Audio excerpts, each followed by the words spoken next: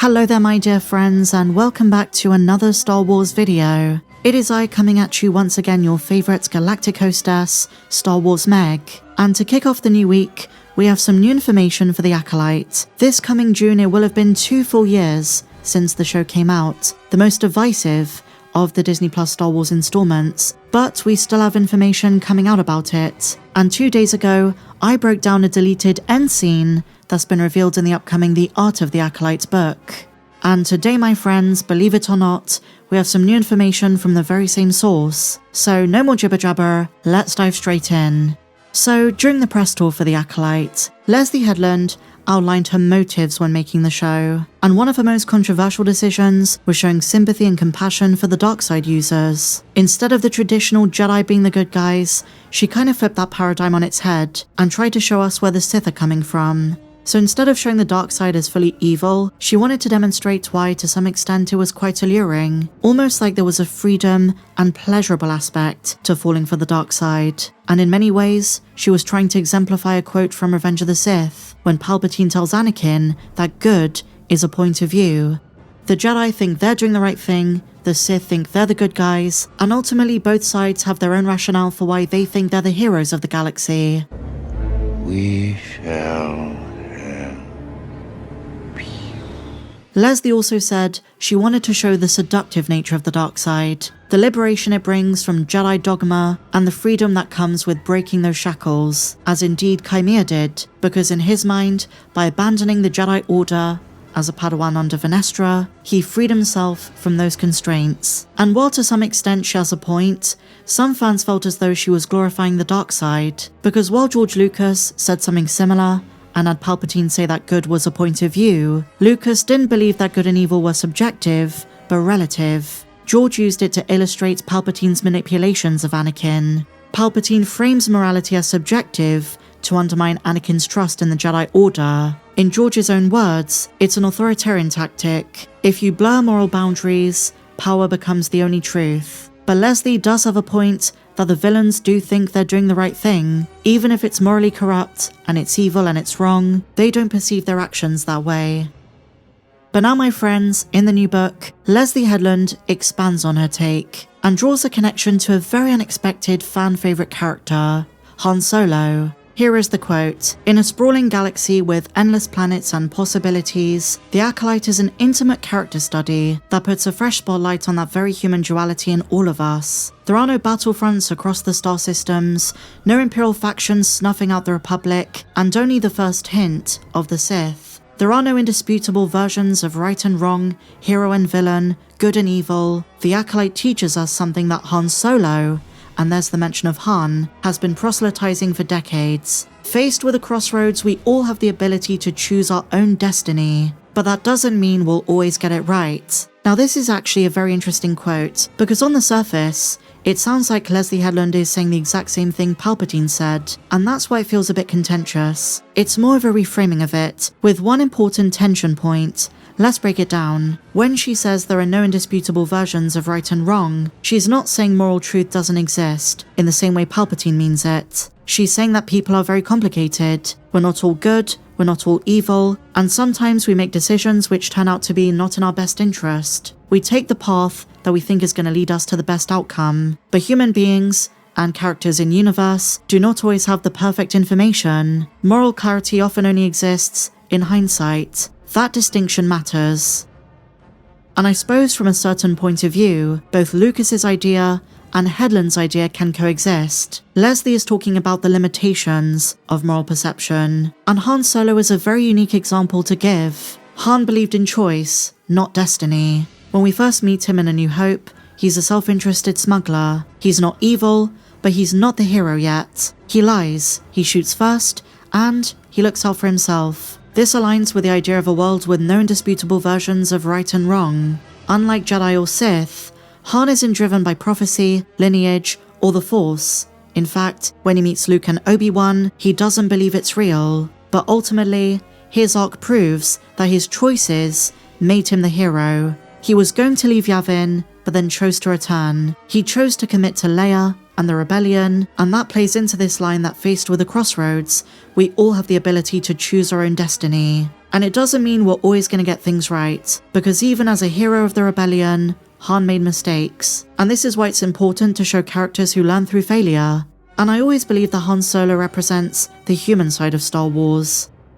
I guess the problem applying this to The Acolyte is it's all about Force users. Going back to George Lucas, there's an argument to be made that the Jedi and Sith represent mythological archetypes, so their choices have cosmic and wider scale implications. But when it comes to this question of choice, that theme was prevalent in The Acolyte. Chimera, Osha, May, Sol, all characters who at some point in the show had to make a choice. The decisions they made had consequences, but in the moment, they thought they were doing the right thing, even if it led them down the path of darkness. With Osha, she chose safety over truth. May chose revenge because it gave her identity after trauma. With the Jedi, with Sol, he chose to intervene on Brendok because he believed in saving those children. And when he killed their mother Anastasia, he thought he was acting in self-defense, a well-intentioned Jedi whose actions led to suffering. Same with Venestra when it came to lying for self-preservation, not just for herself, but for the sake of the Jedi Order. She was trying to prevent a Senate investigation.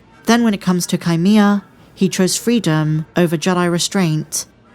Leslye goes on to say this: one aspect I was very interested in exploring in the show, depending on the way you look at it, anyone can be the bad guy. And depending on the way you look at it, anyone can be the good guy. Nobody wakes up in the morning and thinks they're the villain. Everybody is doing what they think is either best for them or what's expected of them, or trying to fit themselves in a particular paradigm or ideal that is important to the institution, family, or place in the world that they find themselves in. And this relates back to the last video I made about the Acolyte, Venestra trying to fit into the Jedi Order's paradigm. She lied to keep the status quo. Her actions were immoral, but she believed she was acting for the greater good. No one who does bad things think the things they're doing are evil. But like I said, George Lucas would argue that is no reason to defend actions of the Sith, like Palpatine in the prequel trilogy, and I guess in this case, Chimera. But the series does humanize the dark side.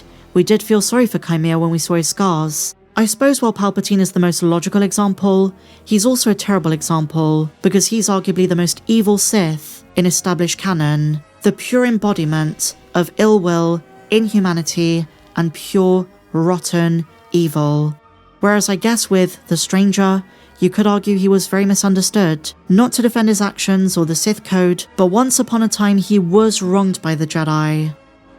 And just while we're on the subject, I want to share with you a passage from the novelization of Revenge of the Sith. It's an extended version of the conversation between Palpatine and Anakin in the Opera House on Coruscant. It complements our discussion about moral relativism, so let's dive in. Palpatine turned towards Anakin, and his face lit up. "Yes, Anakin, come in, my boy, come in. Thank you for your report on the council meeting this afternoon. It made most interesting reading. They are so jealous of their political prerogatives. Still, the Jedi Council cannot always be trusted to do the right thing. Well, they try. I believe they try. Do you still?" Palpatine gazed distractedly down at the graceful undulations of the Mon Calamari performance. "Anakin, I think you know by now that I cannot rely on the Jedi. That is why I put you on the council. If they've not yet tried to use you in their plot, they soon will." Anakin kept his face carefully blank. "I'm confused. I don't understand." "You must sense what I've come to suspect," Palpatine grinned. "The Jedi Council is after more than just independence from Senate oversight. I believe they plot to control the Republic itself. I believe, my boy, they are planning treason. They want to overthrow my government and replace me with someone weak enough that Jedi mind tricks can control his every word. Search your feelings, Anakin. I'm embarrassed. I know they don't trust you, or the Senate, or the Republic, or democracy itself for that matter. The Jedi Council is not elected. It selects their own members according to, well, their own rules. They rule the Jedi as they hope to rule the Republic, by fiat. I must admit," Anakin conceded, "my faith in them has been shaken.